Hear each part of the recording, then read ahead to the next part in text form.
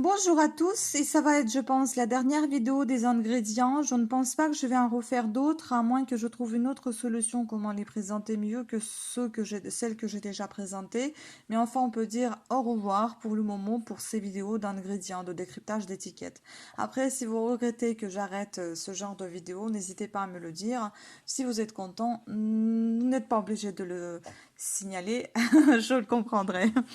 Allons-y, donc aujourd'hui je souhaiterais vous présenter quatre produits qui sont Dermagor, mes essentiels, Galenic Paris, sel capital, et ensuite Kiko Gloss numéro 102 et Kiko Base Fard à paupières.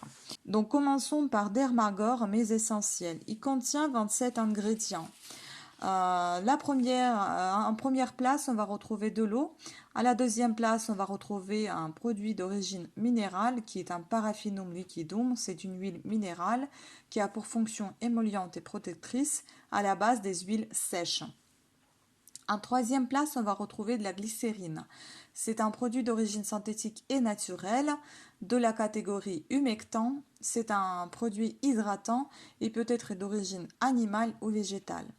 En place 4, on va retrouver polyacrylamide.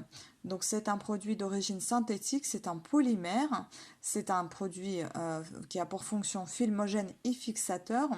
Et enfin, le cinquième que je vais vous dévoiler, c'est le C13-14 isoparaffin. Donc c'est un ingrédient d'origine synthétique, c'est une huile minérale, solvant et corps gras plus D43. En conclusion, il contient 27 ingrédients dont 19 sont d'origine synthétique, ce qui est décevant pour une crème de la parapharmacie quand même. Cette crème a des ingrédients qui ont pour fonction protéger. Donc après, ils sont solvants, filmogènes, fixateurs, humectants, occlusifs et conservateurs. Bref, j'ai bien aimé cette crème dans son utilisation, assez surprise par rapport à sa contenance. Je ne sais pas si je le rachèterai, mais je n'avais pas de mauvaise surprise. Ma peau n'a pas été en mauvais état, bien au contraire. Et puis, il est vraiment, c'est une crème un peu neutre, qui n'a pas vraiment d'odeur, qui a une texture assez agréable et facile à appliquer. Enfin bon, je ne suis pas en train de lui faire la publicité, mais pour moi, c'était plutôt un bon produit. Donc, c'est pour ça que je suis assez surprise et déçue par rapport au nombre d'ingrédients synthétiques qu'il contient. Maintenant, on va parler donc de Galenic Paris, sel capital. C'était pour vous dire la marque, l'une de mes préférées. Mais maintenant, quand j'ai découvert le nombre de produits synthétiques qui contenaient, j'ai plus trop envie d'acheter cette marque. La preuve, c'était mes stocks que j'avais dans mes placards, Galenic, ou alors ça venait de mes Birchbox, mais sinon là j'achète plus moi-même cette marque pour le moment. En tout cas, voilà. Donc, en première place, déjà, il y en a 28 ingrédients.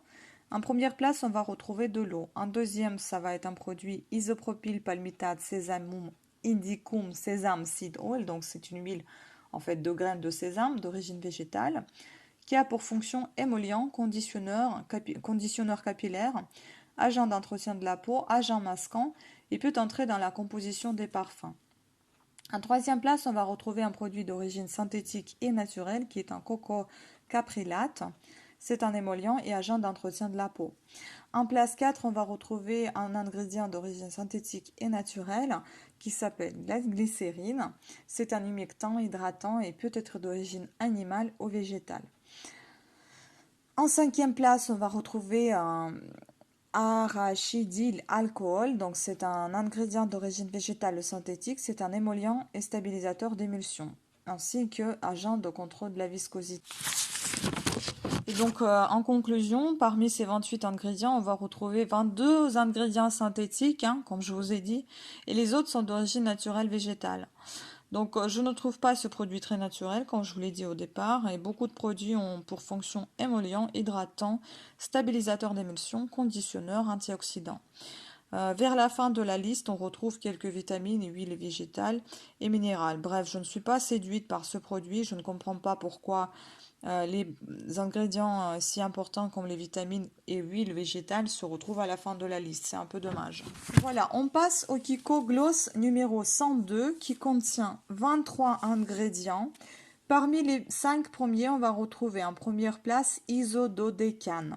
C'est un ingrédient d'origine minérale. C'est un corps gras qui a pour fonction solvant, composant de la phase grasse. C'est un hydrocarbure, tout simplement.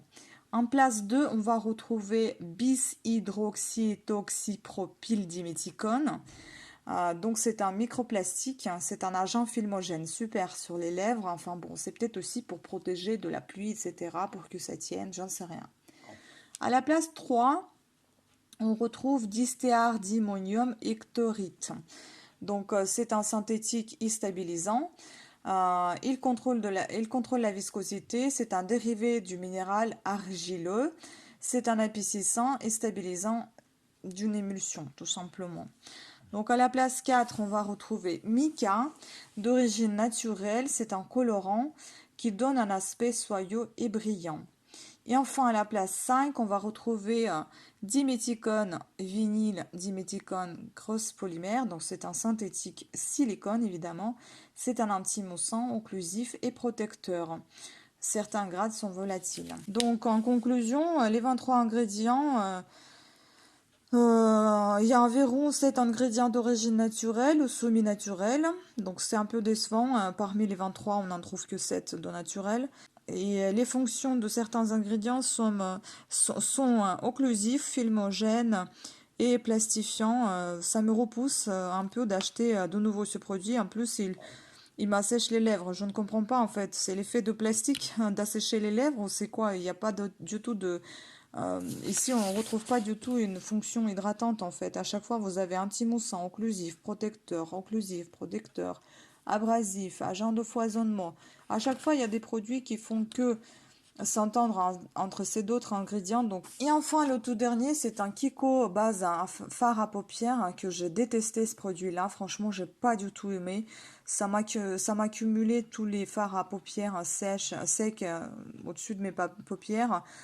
Ça avait un effet, mais vraiment dégoûtant. Ça tenait absolument pas la journée. Et puis non, c'est pas du tout pour moi ce truc. Donc il y en avait 27 ingrédients dedans. Parmi les premiers, on va retrouver isododécane. On l'a déjà vu. Voilà, donc en première place, on va retrouver isododécane. C'est un ingrédient d'origine minérale. C'est un corps gras qui a pour fonction solvant, composant dans la phase grasse. Et c'est un hydrocarbure. En place 2, on va retrouver nylon 12. Donc c'est un synthétique liant opacifiant, agent de contrôle de la viscosité.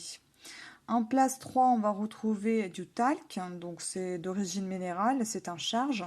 C'est une poudre absorbante, exfoliante, protectrice, modificateur de toucher et apporte du glissant. Donc ces propriétés absorbantes et apaisantes sont largement utilisées dans les soins du bébé. Ça, on le sait tous. Et enfin, le dernier, c'est Squalane. On l'a aussi déjà vu dans d'autres produits. C'est un corps gras animal, donc d'origine naturelle. C'est un conditionneur, empêche la déshydratation, retrouve la souplesse de la peau, enfin restaure la souplesse de la peau. C'est un antioxydant d'origine animale dérivé de l'huile de foie de requin ou végétale, donc de l'olivier. C'est un des principaux composants de ces bandes humains. Pour conclure, le nombre d'ingrédients est de 27, dont 3 ingrédients sont d'origine minérale, 11 sont d'origine naturelle, 13 sont d'origine synthétique et donc contient également du microplastique. Donc ce produit n'était pas très efficace et tenait mal le fard à paupières sec, comme je vous l'ai déjà dit. Donc je dirais non et voilà, il n'y a pas plus à dire là-dessus. Je vous remercie beaucoup à toutes et à tous d'être aussi courageux d'écouter ces vidéos jusqu'à la fin et j'espère que ça vous a appris quelque chose, enfin au moins que vous avez eu quelque chose d'intéressant là-dedans. Je vous dis à des prochaines vidéos, mais peut-être dans d'autres formats. Ciao!